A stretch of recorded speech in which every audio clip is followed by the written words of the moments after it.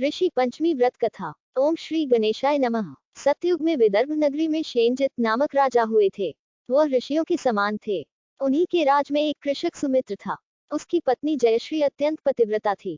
एक समय वर्षा ऋतु में जब उसकी पत्नी खेती के कामों में लगी हुई थी, तो वह रजस्वला हो गई। उसको रजस्वला होने का पता लग गया, फिर भी वह घर के कामों में लगी रही। कुछ समय बाद वह दोनों स्त्री पुरुष अपनी अपनी आयु भोगकर मृत्यु को प्राप्त हुए। जयश्री तो कुतिया बनी और सुमित्र को रजस्वला स्त्री के संपर्क में आने के कारण बैल की योनि मिली, क्योंकि ऋतु दोष के अतिरिक्त इन दोनों का कोई अपराध नहीं था।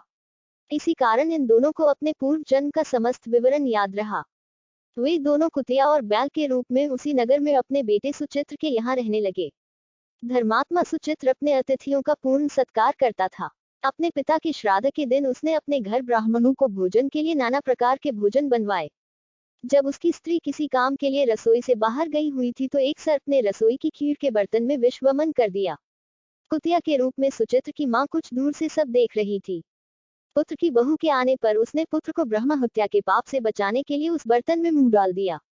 सुचित्र की पत्नी चंद्रवती से कुतिया का यह कृत्य देखा न गया और उसने चूल्हे में से जलती लकड़ी निकालकर कुतिया को मारी। बेचारी कुतिया मार खाकर इधर उधर भागने लगी। चौके में जो झूठन आदि बची रहती थी, वह सब सुचित्र की बहू उस कुतिया को डाल देती थी, लेकिन क्रोध के कारण उसने वह भी बाहर फिकवा दी। सब खाने का सामान फिकवा कर बर्तन साफ करके दोबारा खाना बनाकर ब्राह्मणों को खिलाया। रात्रि के समय भूख से व्याकुल होकर वह कुतिया बैल के रूप में रह रहे अपने पूर्व पति के पास आकर बोली, हे स्वामी, आज तो मैं भूख से मरी जा रही हूँ। वैसे तो मेरा पुत्र मुझे रोज खाने को देता था, लेकिन आज मुझे कुछ नहीं मिला। सांप के विष वाले खीर के बर्तन को अनेक ब्रह्म हत्या के भय से छूकर उनके न खाने योग्य कर दिया था। इसी कारण उसकी बहू ने मुझे मारा और खाने को कुछ भी नहीं दिया। तब वह बैल बोला, हे भद्रे, तेरे पापों के कारण तो मैं भी इस योनि में आ पड़ा हूँ और आज बोझा अड़ोते अड़ोते मेरी कमर टूट गई है। आज मैं भी खेत में दिन भर हल में जुता रहा।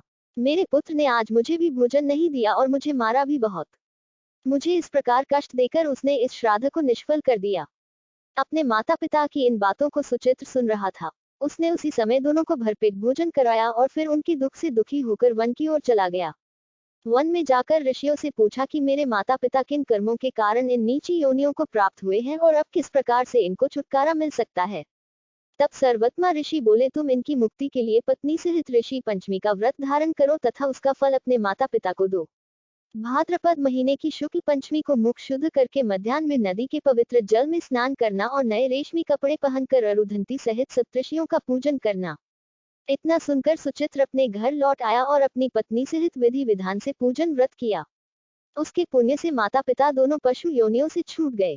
इसलिए जो महिला श्रद्धापूर्वक ऋषि पंचमी का व्रत करती है, वह समस्त सांसारिक सुखों को भोग कर वैकुंठ को जाती है। बोलो सप्त ऋषि भगवान की जय।